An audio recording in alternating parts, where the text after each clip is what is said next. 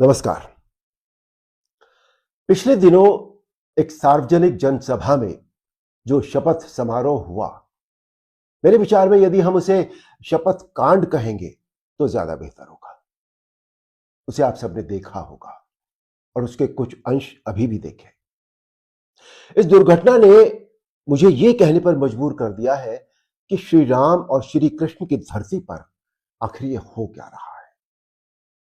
शपथ दिलाई जा रही है कि हम ब्रह्मा विष्णु महेश राम कृष्ण हनुमान गणेश को नहीं मानेंगे, मां दुर्गा लक्ष्मी सरस्वती काली की पूजा नहीं करेंगे। शपथ दिलाने वाले तो अपने धार्मिक और राजनीतिक स्वार्थ साधने के लिए ये सब कर रहे हैं, लेकिन शपथ लेने वाले ये क्यों नहीं सोचते कि वो ये क्यों कर रहे हैं। ऐसी दुर्घटनाओं का संसार के हर व्यक्ति को विरोध करना चाहिए, क्योंकि सनातन धर्म की कोई भी व्यवस्था न किसी व्यक्ति के विरुद्ध है, न किसी जाति के विरुद्ध है और न ही किसी संप्रदाय के विरुद्ध है।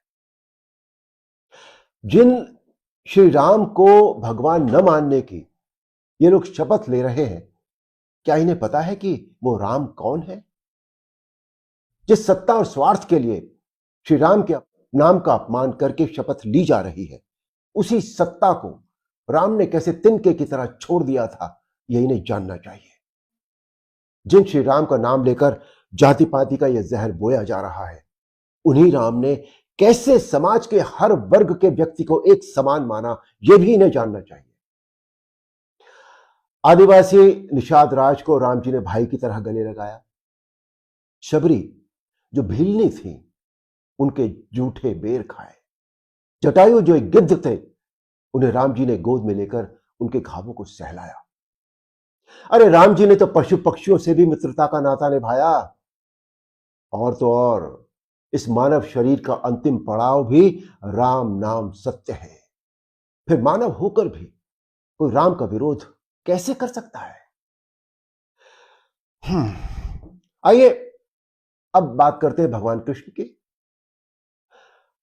जिन भगवान श्री कृष्ण ने मानवता के लिए सबसे उपयोगी संविधान श्रीमद् भगवद गीता का उपदेश दिया, कोर्ट्स में झूठ न बोलने के लिए जिस श्रीमद् भगवद गीता की शपथ खाई जाती है, उसी गीता का उपदेश देने वाले के नाम का अपमान करके शपथ लेना मानवता के लिए कितना घातक है। कृष्ण का विरोध करने वालों को कम से कम एक बार श्रीमद् भगवद गीता अवश्य पढ़नी चाहिए, ताकि उन्हें यह पता लगे कि कृष्ण किसी धर्म या किसी देश के लिए नहीं, बल्कि पूरे मानव समाज के लिए इस धरती पर आए थे।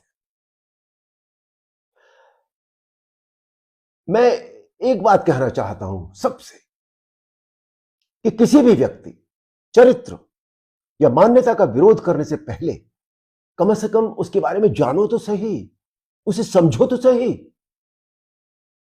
स्वार्थ के चक्कर में व्यक्ति भूल गया है कि वो सनातन धर्म का विरोध करके अपनी ही जड़ें काट रहा है। वो जिस डाल पर बैठा है, उसी डाल को काटकर पेड़ से अलग कर रहा है। एक बात और, यह बड़ा दुखद आश्चर्य है कि सारी दुनिया को दिशा देने वाले देश भारत की धरती पर सनातन धर्म का अपमान होता रहता है और अधिकांश धर्माचार्य दृढ़ता से इसका विरोध भी नहीं करते। वो धर्माचार्य जो बड़ी बड़ी उपाधियों से विभूषित है, समाज जिनकी बातें ध्यान से सुनता है, उन्हें ऐसे विषयों पर अपनी प्रतिक्रिया देनी चाहिए। मैं किसी के द्वारा किसी को भड़काने या उकसाने का कदापि समर्थन नहीं करता, किंतु बुराई का विरोध और दमन यदि न किया जाए तो वो समाज के लिए घातक हो जाती है। आज समाज में जाति वर्ण धर्म संप्रदाय इस सब के नाम पर जो एक दूसरे का इतना विरोध हो रहा है, वो किसी के भी हित में नहीं है। दोस्तों, सनातन धर्म के प्रति तो किसी भी व्यक्ति के मन में कोई विरोधाभास होना ही नहीं चाहिए, क्योंकि इस धर्म की मान्यताएं, परंपराएं, व्यवस्थाएं संसार के हर जीव को ध्यान में रखकर निर्धारित की गई। सनातन धर्म हर व्यक्ति को धार्मिक बनने, धर्म को मानने का संदेश देता है। और धर्म का अर्थ है जो धारण करने योग्य हो, जो व्यवहार में लाने योग्य हो। एक बार गहराई से इस धर्म को जानो तो सही, समझो तो सही। मैं बार बार ये कहूंगा कि देश और धर्म हमसे नहीं है, हम देश और धर्म से हैं। हम तभी तक सुरक्षित हैं जब तक देश और धर्म सुरक्षित है। इस सच्चाई को जितनी जल्दी हो सके हर व्यक्ति समझ जाए और इस पर विचार करे। इसी में हम सबका भला है, इसी में हम सबका हित है। जय श्री राम।